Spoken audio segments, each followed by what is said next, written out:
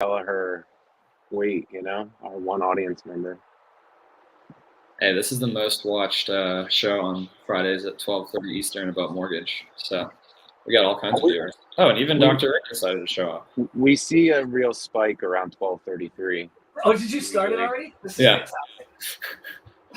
We got Potter driving through Kentucky with oddly good service for once, so that's nice. Shout out to Verizon, I suppose.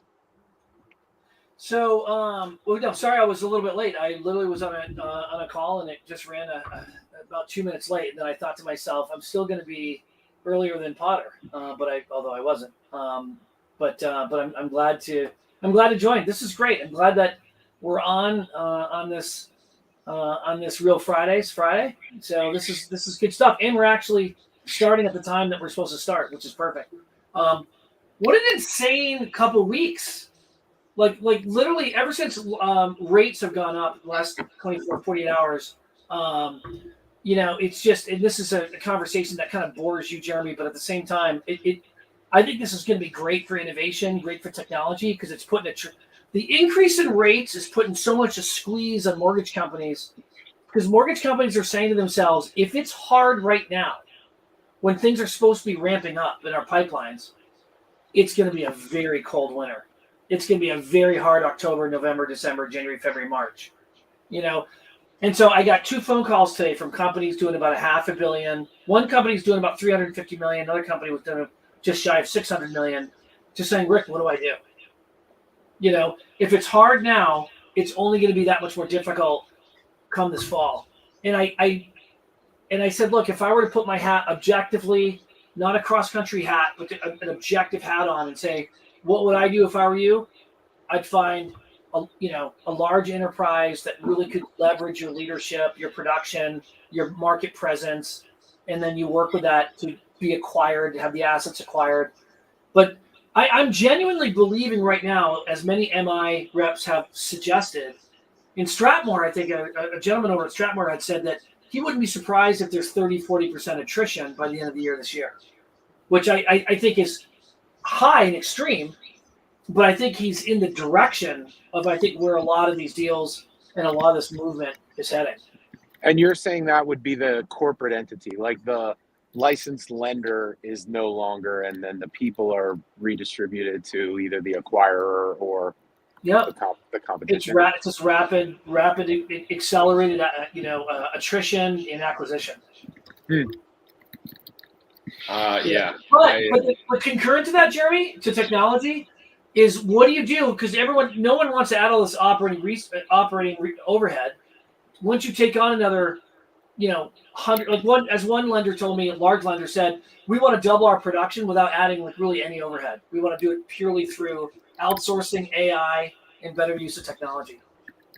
So hold on.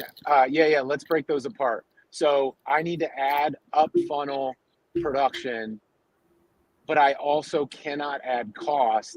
So, and you mentioned a couple things, and it sounds like one is, or two of those, outsourcing and AI, is probably largely around the cost side. But how are people talking about adding production in terms of innovation, or in terms of really any new strategy right now? What are you hearing? Adding more production in terms of innovation? You said they have to add production, double my production without adding cost. Okay, so what's in other words, do that? How would you do that? Well, I think that's it. I mean, I think how you do that is like in AI. If you're able to underwrite, 15 loans a day versus 2, through just better, sort of automated findings internally, and just better automated learning. And there's some solutions out there that are Techmore is one company. The Dr. Andrew Moss from Stanford University, his company Pointable, where he's working with lenders to actually build LLM model, like the actual modeling around this, to be able to identify the very things that underwriters are aiming to identify when you look at a file, when you upload a file into the system. And if you're able to do 2/3 or more of that work, Techmore says that they can automate where underwriters could do 15 to 20 loans a day, and that their proof of concept occurred at Freedom. What was the PR this week, Jeremy, out of Rocket, where it was Rocket AI, where they're going to touch X% less documents and Y% less time per processing file? Or is that kind of the size of what that announcement added up to you? Rocket Logic, yeah, this idea that the AI infused platform is making those things easier. So I won't disagree with any of that, but what I will say is I don't actually think that the post-application underwriting matters at all anymore in this environment. Maybe a little bit to cost, obviously, but they can't. Going from 2 files to 15 files is irrelevant if there aren't 15 files to do. You have to take that AI you're talking about and move it out to separate your pre-approval from everybody else's. If your pre-approval is not different, then I don't think what you just described is a valuable investment because it's post-application. I think the only way to think about it is to put that way out front and then differentiate your customer pre-approval to actually have them win houses, to actually use it to leverage your offer as opposed to other offers. Otherwise, you're just saving money with something that's still a trickle. Yeah. So the only aspect of that is the caveat is when you accelerate your production by acquiring like this Norcom deal, for instance, right? When CMG acquires a Norcom, the objective is to add all this additional production, right? Another 100 plus loan officers and another maybe, if they're doing 30 million a month, 40 million a month, they're doing another 150, 200 units a month, or so 150 units a month.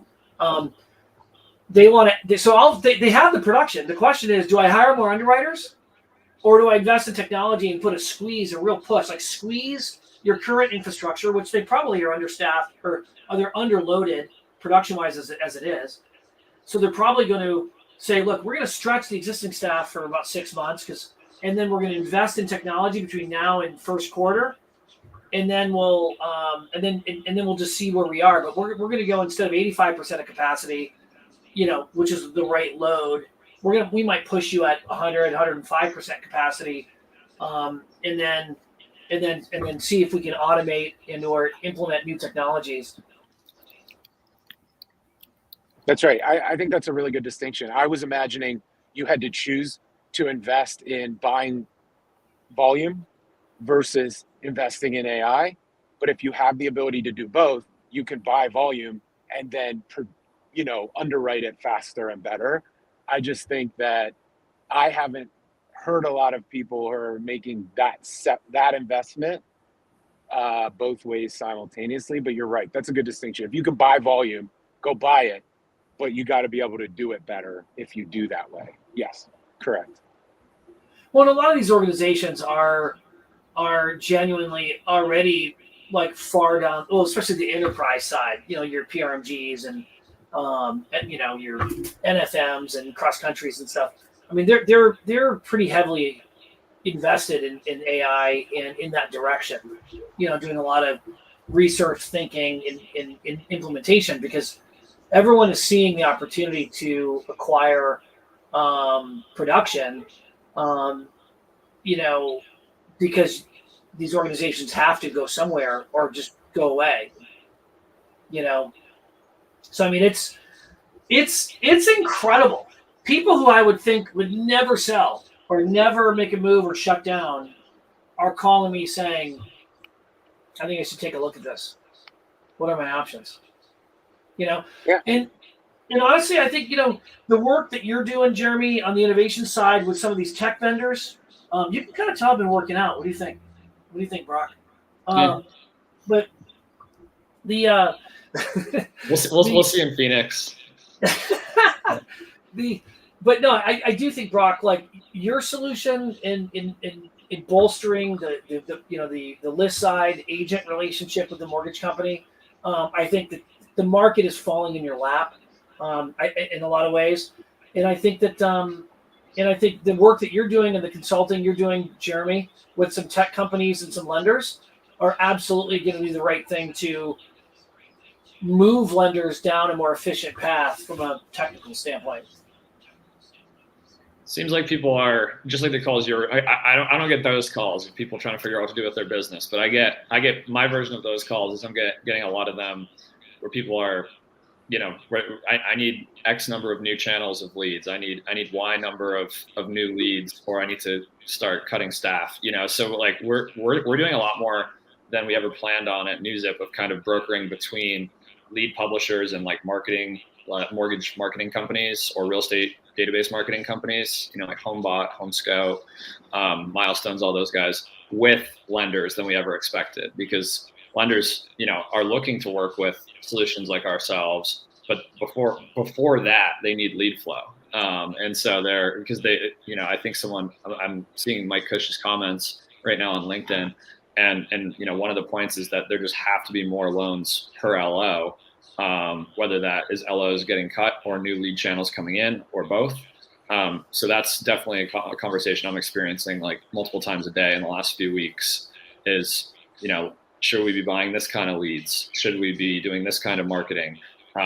We just need to feed these engines, and on the mortgage side and on the real estate side, NewZip can help them monetize better, and give them some new marketing angles. But I've never heard more conversation about expanding purchase lead funnels than in the last few weeks, because clearly, like, obviously not a lot of refi going on.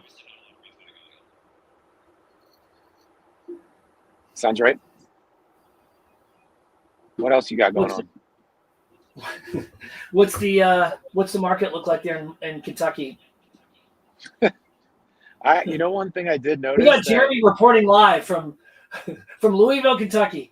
Yeah, you know what? Louisville. You know what is going up and down the highway? I'll probably see one while I'm on here, but you know what's going up and down the highway is houses are going up and down the highway. This is one of those areas of the country that exports manufactured housing. And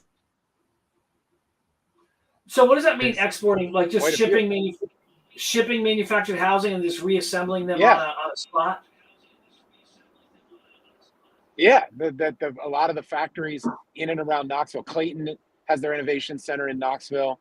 Other factories up and down this corridor. And so I have seen quite a few distribution centers and trucks with houses on them going up and down the highway. And so, I've been writing a lot about it lately, and that's why I'm noticing it, right? You see what you've been thinking about.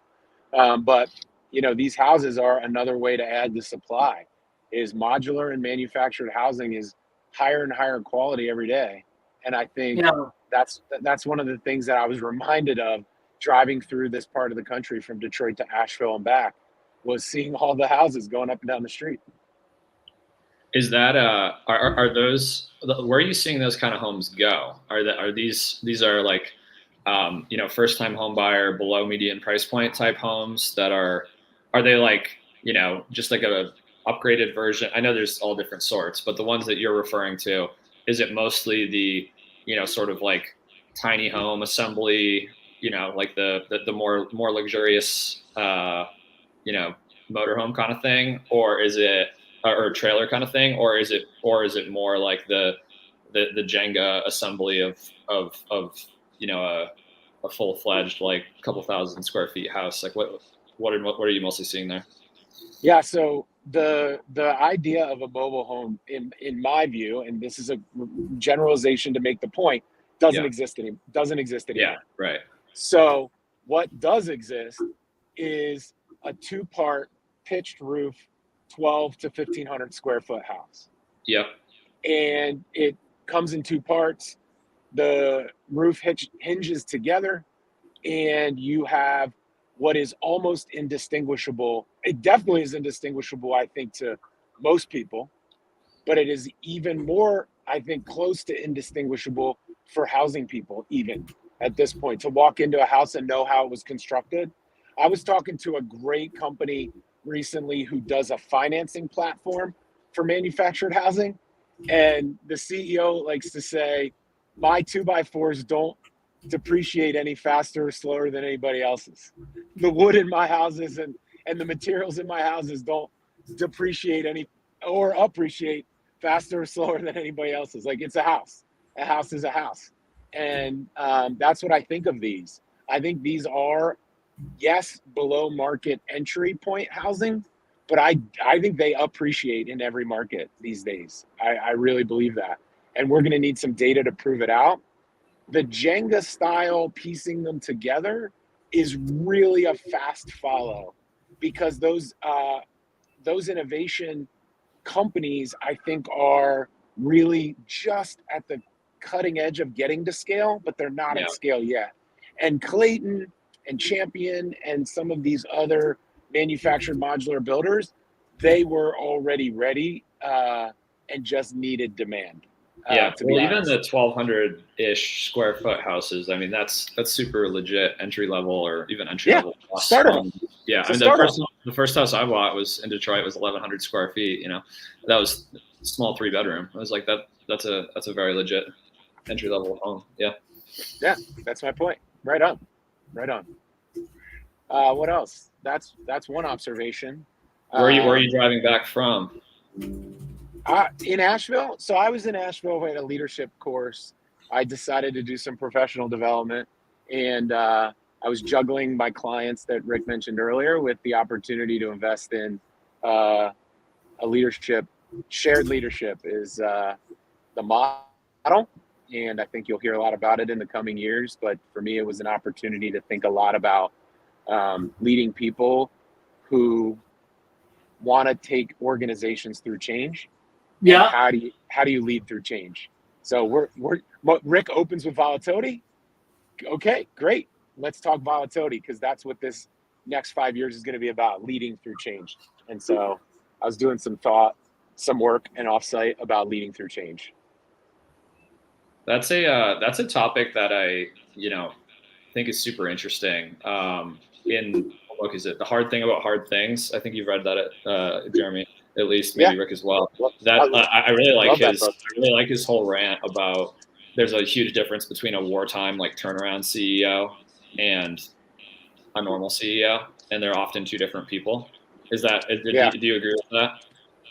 I definitely know the section you're talking about, and I love it. And I think he was basically saying you have two options, and you're right. Yeah. One option is recognizing I'm not the guy for that, and the other option, or I'm not the person for that. And I think the other option is I am the person, but I have to reframe my thinking. I have to, level up my thinking and reframe to move between those things. So, yeah. But was that in the vein of the kind of, discussions you were having, is like the difference between a change executive and a normal times executive or now what we didn't, what we didn't identify was actually that it's two different people. What I was really working on was, how do you recognize what phase your organization is in, and when you want to introduce a new idea, how do you introduce that new idea on the right time frame to make it effective? There are legitimate psychological and scientific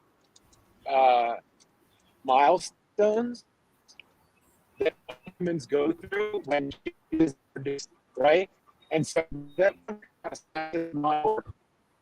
pages you want to give. You can walk people through what you need them to do. You become. I think Verizon's letting us down now. Are you getting the same thing, Rick? Yeah, I am, and I love the content that he was talking about, and I wish that I could have heard it more clearly. So go ahead and say that again, dude. That there are certain milestones. We'll see if it's all right. Perfect now. So you gotta select the timing of change implementation based on what? It is a cycle that everybody goes through when they are introduced. So I'm defining change here as something new and different. When something new and different is introduced, there's a measurable cycle. There's a measurable step-by-step every human goes through.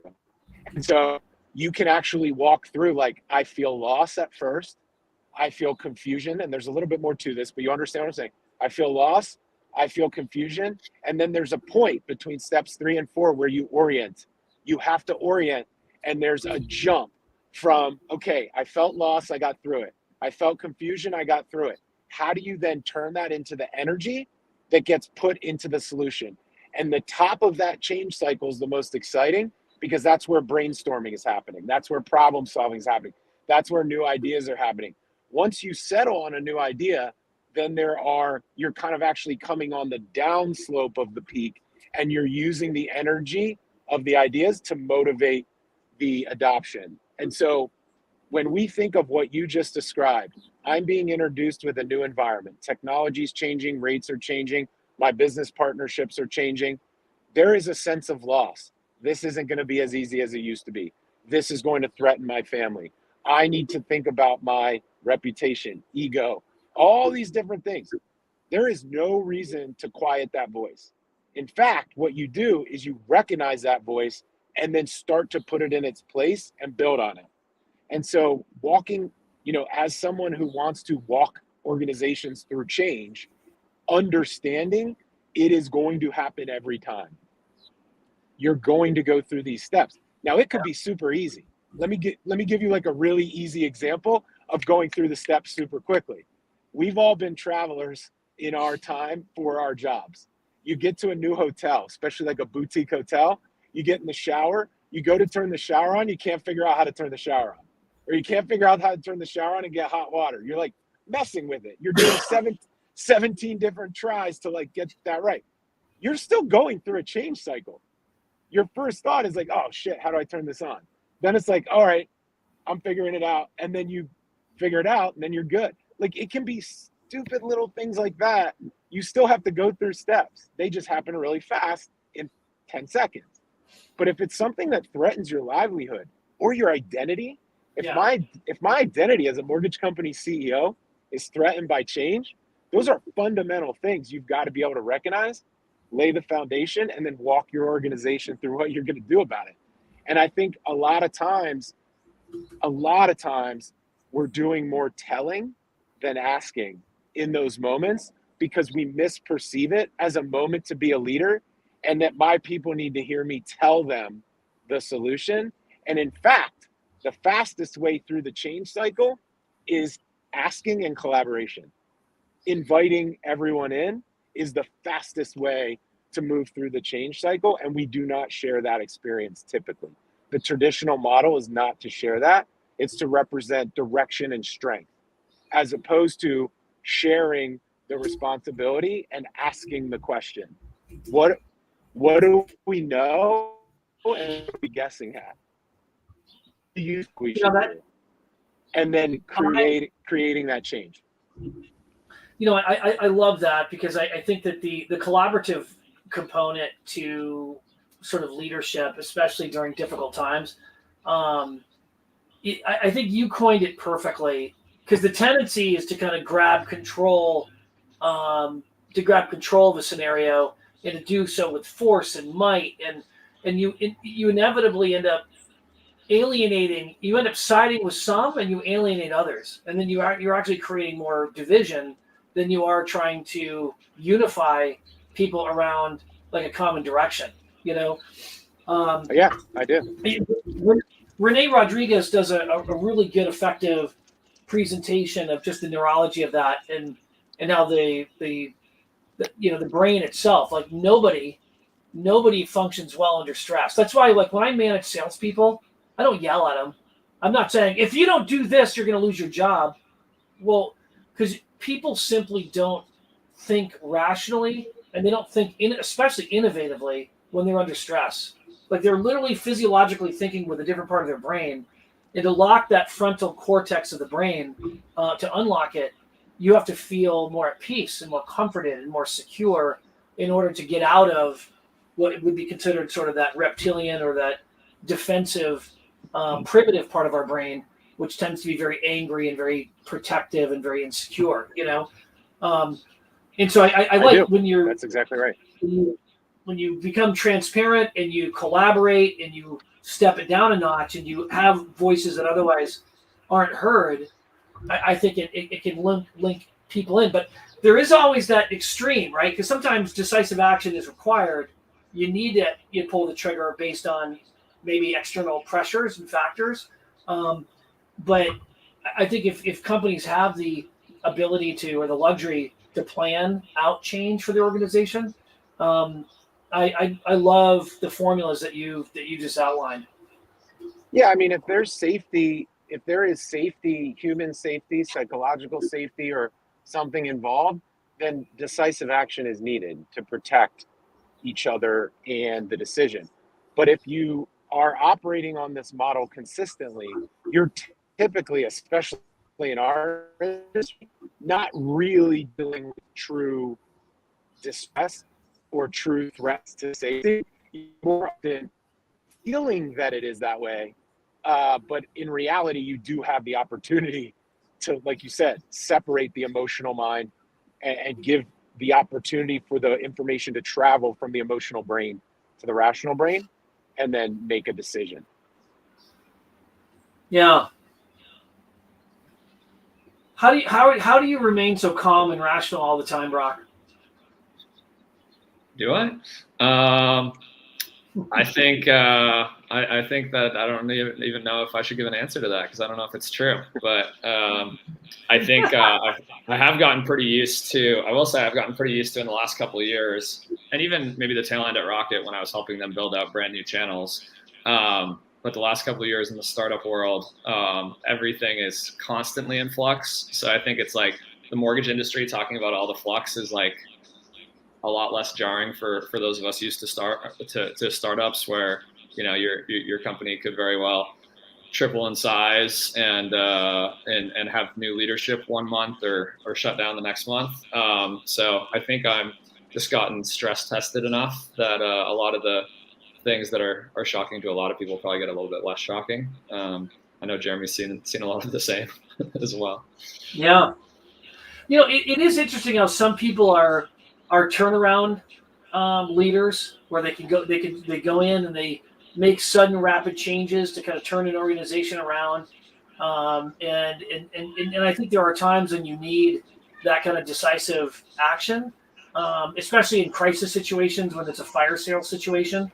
I'm dealing with one mortgage company, for instance, who reached out, and this guy's probably a solid 40 or 50 people too heavy in his overhead, and he's burning cash, right?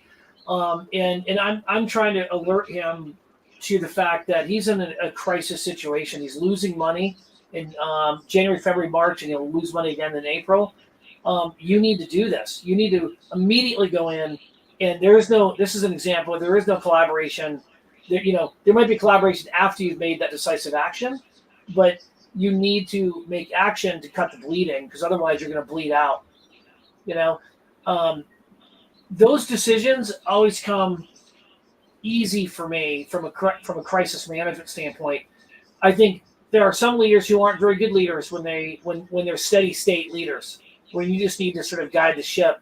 You don't need to rock the boat or make sudden changes. You just need to just continue making money as you are and not screw it up. And that's a different kind of leader. Yeah, one of the valuable things you can add is coming in without being necessarily leading the organization, and you can kind of see things that maybe they can't. So I think there's a piece of it there to say, here's, a recommendation from fresh eyes or a recommendation from the outside. But one thing that keeps coming up for me that I'll add, Rick, is that I believe this is a special forces thing. I think I'm pulling it from the Jack Ryan TV show, but I know it applies. I know it applies in special forces, so I'll use it here and you see what you think. But they say slow is smooth and smooth is fast. So even in an urgent situation where you have to, quote unquote, stop the bleeding, it is not a scenario where you want to be reckless or you want to be moving so fast that you make mistakes. You still want to be methodical, slow is smooth and smooth is fast with these decisions. Dude, there's so much wisdom in that. The simpler version of that is that sometimes you got to slow down to go fast, or to hustle. Right. But I think that but there's an added layer to that I think there's some additional wisdom in this concept that slow, because smooth is a different adverb, if you will, than it is than just simply saying going slow can mean you can go faster. I think there's a third level to that I think is key, because sometimes that steady hand is so important. That steady, confident hand is so important to ensure a smooth, adjustment period, especially amidst crisis. I mean, if you're in a burning fire, what do they say? Like calmly, like, or even if your plane is under distress, calmly put the gas over your mask, calmly exit the aircraft by following the lights. It becomes kind of like in a crisis situation, you smoothly and rationally collect yourself. You can act very swiftly to get out of harm's way. And I think there's a lot of maturity around that. I think it's fantastic. I was watching an NBA game 2 or 3 nights ago, Lakers versus Warriors, and a bunch of the Lakers players were out. LeBron was playing but was very sick, and the announcers kept talking about how LeBron has some of his best games when he's sick or hurt because he stays within himself and doesn't do too much. He passes more. He knocks down the routine shots and can play at a more consistent level.